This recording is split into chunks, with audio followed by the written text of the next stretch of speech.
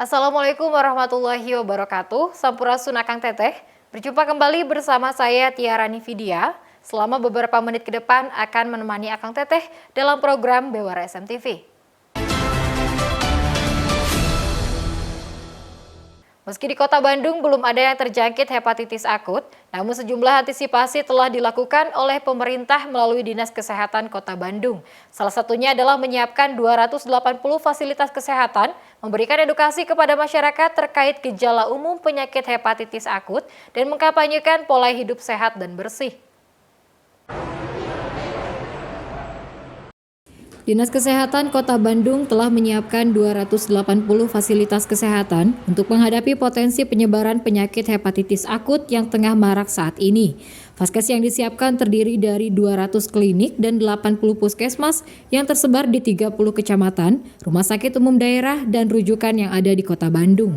Kepala Dinas Kesehatan Kota Bandung, Ahyani Raksanagara mengatakan, kewaspadaan terus ditingkatkan di tengah merebaknya kasus hepatitis akut sejalan dengan surat daerah Kementerian Kesehatan dan Organisasi Kesehatan Dunia atau WHO untuk mengantisipasi penyakit yang belum diketahui penyebab pasti tersebut.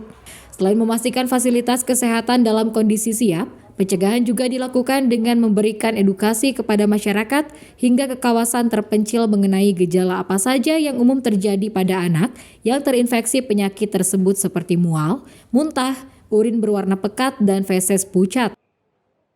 200-an puskesmas 80, ini kan penyakit yang umum, orang mual, muntah, diare, sakit perut itu datangnya kemana aja ya, nggak khusus kan.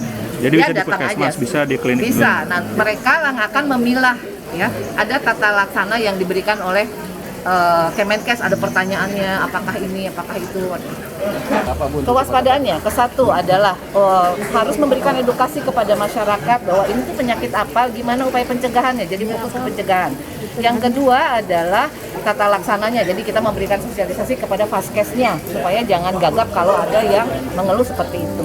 Ketiga adalah upaya surveillance seperti pelacakan. Kita kalau ada yang kasus kayak COVID ya, harus dilacak kenapa, di mana, dan seterusnya. Jadi 3 upaya itu sebetulnya yang disebut kewaspadaan. Edukasi kepada masyarakat, kemudian kesiapan fasilitas kesehatan, dan juga upaya surveillance atau pelaporan yang baik. Dinas Kesehatan memastikan hingga saat ini tidak ada kasus terkonfirmasi hepatitis akut di Kota Bandung. Dinkes menghimbau masyarakat untuk menjaga pola hidup sehat dengan menjaga kebersihan khususnya saat makan dan minum, karena penularan penyakit hepatitis terjadi melalui mulut. Dari Kota Bandung, Jawa Barat, Ibnu Rosyad laporkan.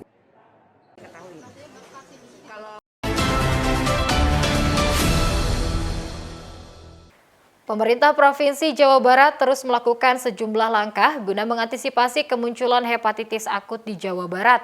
Pihak Pemprov Jabar sudah menyiapkan langkah antisipasi, mulai dari sosialisasi pola hidup bersih dan sehat, melakukan tracing, dan lain-lain. Terkait informasi adanya penyakit hepatitis akut yang telah masuk ke Indonesia, membuat sejumlah provinsi dan kota waspada mengantisipasi terjangkitnya penyakit hepatitis akut. Di Jawa Barat sendiri, meski belum ada yang terkena penyakit hepatitis akut, namun antisipasi terus dilakukan oleh pemerintah Provinsi Jawa Barat. Penyakit hepatitis akut misterius ini dapat menyerang siapa saja, tidak hanya anak-anak, namun dewasa pun dapat terjangkit. Hepatitis akut terjadi melalui saluran pencernaan dengan gejala seperti mual, muntah, demam, dan diare. Menurut dokter spesialis mikrobiologi Sunaryati Sudigdoadi, penyebaran virus hepatitis akut misterius dapat terjadi melalui saluran pencernaan, seperti makanan yang tidak higienis atau tangan yang tidak bersih. Dengan hati, jadi organ hatinya mengalami peradangan. Yang namanya peradangan sebetulnya penyebabnya itu dapat disebabkan oleh infeksi atau bukan infeksi. Kalau infeksi, penyebabnya juga bermacam-macam. Ada virus, ada bakteri, atau juga mikroba lain termasuk jamur. Yang bukan infeksi biasanya disebabkan karena racun atau toksin-toksin dari bahan-bahan kimia, atau pada beberapa keadaan kerusakan hati ini karena minum alkohol yang berlebihan. Tapi biasanya kalau yang akibat alkohol itu prosesnya tidak akut ya. Kalau akut itu terjadinya adalah dari mulai paparan sampai dengan munculnya gejala-gejala hepatitis itu kisarannya antara 1 sampai 2 minggu. Sementara Kabid Yankes Dinas Kesehatan Jabar mengatakan, di Jawa Barat belum ditemukan kasus hepatitis akut tersebut. Meski demikian, sejumlah skenario sudah disiapkan jika sewaktu-waktu ditemukan kasus. Pihak sudah berkoordinasi dengan IDAI, ID, dan Dinas Kesehatan di 27 kabupaten dan kota. Jadi pada prinsipnya kita ketahui bersama bahwa untuk sebelum kita mengobati kan lebih baik ya mencegah gitu ya. Jadi kita tetap berprinsip lebih baik mencegah daripada mengobati. Jadi sebelum terjadinya hal-hal seperti itu, kami pemerintah Provinsi Jawa Barat sebetulnya di awal pertama kali diumumkan bahwa surat edaran bahwa adanya kasus hepatitis akut ini, maka kami sudah melakukan antisipasi antara lain berkoordinasi dengan lintas program, dengan lintas profesi ya, adanya pertemuan dengan ID wilayah, dengan IDAI, serta mengadakan beberapa tingkat lanjut daripada pelaksanaan kegiatan-kegiatan tersebut. Guna menghindari terinfeksi hepatitis akut, masyarakat dihimbau untuk selalu menerapkan pola hidup bersih dan sehat, mencuci tangan sesuai anjuran WHO, mengkonsumsi makanan yang sudah matang, dan minum air yang sudah direbus. Dari Kota Bandung, Jawa Barat, Ibnu Rosyad melaporkan.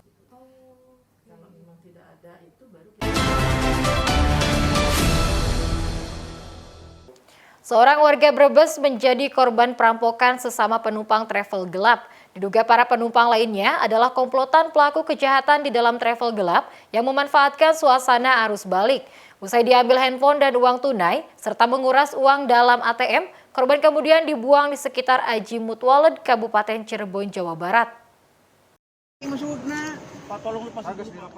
Inilah video yang sempat viral saat korban perampokan ditemukan warga di daerah Ajimut, Kecamatan Waled, Kabupaten Cirebon, Jawa Barat, yang masih dalam keadaan terikat pada bagian tangan dan kakinya.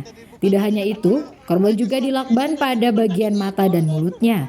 Korban yang diketahui bernama Rianto, 37 tahun, warga Kelurahan Pasar Batang, Brebes ini ditemukan warga Desa Waled Asem sekitar pukul 00.30 waktu Indonesia Barat atau Kamis dini hari yang lalu.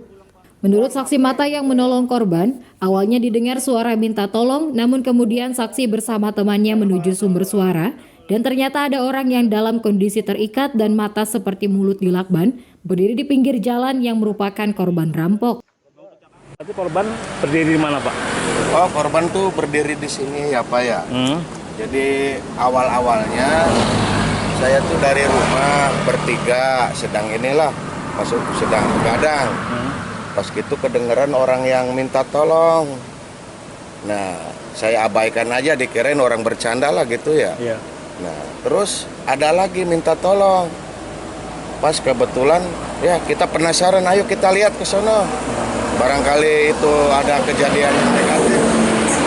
Pas saya ke sini, iya ternyata itu korban itu di sini berdiri, tangan diikat, kaki diikat.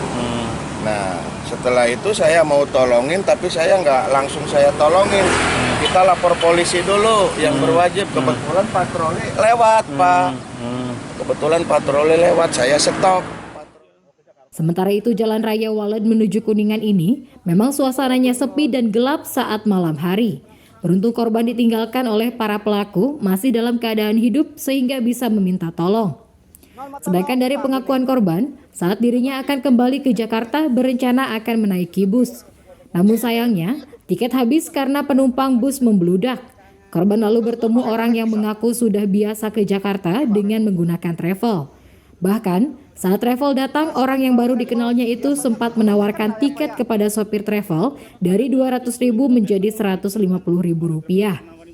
Korban kemudian bersama dengan orang yang tadi kenalnya itu menaiki travel, di mana saat itu sudah ada satu penumpang di belakang, dirinya di tengah bersama satu penumpang lainnya, sementara orang tadi kenal berada di depan samping sopir travel.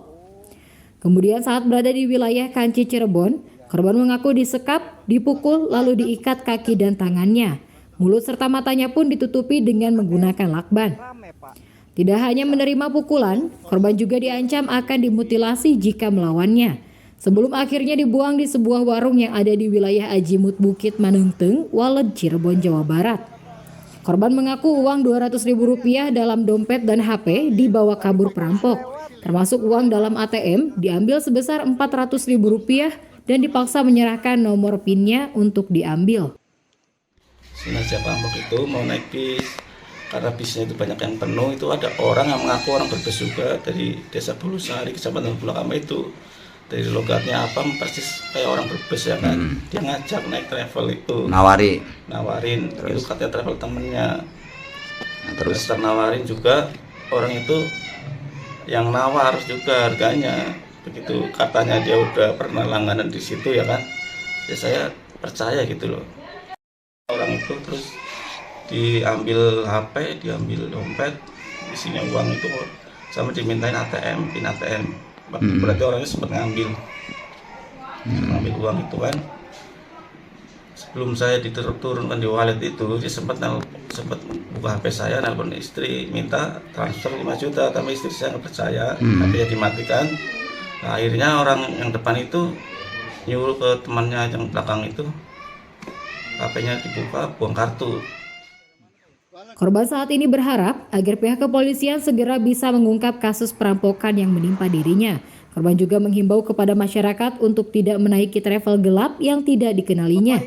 Sejauh ini sebelum ada keterangan resmi dari pihak kepolisian atas peristiwa perampokan yang menimpa penumpang travel gelap yang diduga dilakukan oleh komplotan pelaku kejahatan di dalam travel gelap. Dari Cirebon, Jawa Barat, Udin Pepeh melaporkan. Yang 4 itu takutnya komplotannya juga ya. Umat Buddha di Pantura, Cirebon, Jawa Barat mengikuti detik-detik Trisuci Waisak 2566 di Vihara Dewi Welas Asih, Kota Cirebon pada Senin pagi. Perayaan ini ditandai dengan adanya ibadah puja bakti. Ratusan umat Buddha di Pantura, Cirebon, Jawa Barat mengikuti detik-detik Trisuci Waisak 2566 di Vihara Dewi Welas Asih, Kota Cirebon, Jawa Barat pada Senin pagi. Perayaan Puncak Waisak ini ditandai dengan menyalakan 339 lilin teratai di Vihara Dewi Welas Asih. Lilin milik umat ini dinyalakan sebagai simbol pelita penerang kehidupan yang indah. Dalam perayaan Trisuci Waisak, umat Buddha memperingati 3 peristiwa penting, yakni lahirnya Pangeran Siddhartha, kemudian Pangeran Siddhartha mencapai penerangan agung dan menjadi Buddha, serta parinibbana atau wafat. Detik-detik Waisak ini juga ditandai dengan ibadah puja bakti pada pukul 9 dan pukul 10 waktu Indonesia Barat. Trisuci Waisak tahun ini mengangkat tema dalam cinta kasih semua bersaudara, moderasi beragama, membangun kedamaian. Kebetulan kita untuk hari hanya ini kita ada puja bakti, kemudian kita nanti ada nyanyi bersama untuk memperingati hari Waisak kita untuk tanggal 16 seperti itu. Nah nanti kita untuk perayaan lebih besarnya lagi kita ada di tanggal 4 Juni. Puja bakti sendiri apa tuh? Puja bakti sendiri kita biasanya membacakan parta-parta suci ya, untuk menghormat guru agung kita. Terus ini ada penyalaan lilin sendiri, simbol apa sih sebenarnya? Ya, lilin itu kan simbol sebenarnya kan penerangan. Jadi itu menerangi kehidupan kita seperti itu. Sementara itu umat Buddha berharap pada perayaan Hari Raya Trisuci Waisak, semua berbahagia menjaga kerukunan dan toleransi antar umat beragama. Dari Cirebon, Jawa Barat, Udin Pepeh melaporkan.